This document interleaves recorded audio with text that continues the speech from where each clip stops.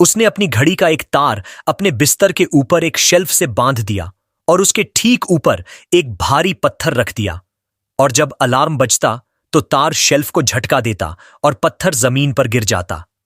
देखिए, उसका काम भोर से पहले उठकर स्ट्रीट लाइटें बुझाना था, इसलिए उसने समय पर जागने के लिए यह अलार्म घड़ी बनाई।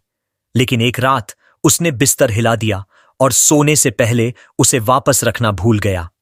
अगली सुबह जब अलार्म बजा तो पत्थर सीधे उसके सिर पर गिरा, जिससे उसकी तुरंत मौत हो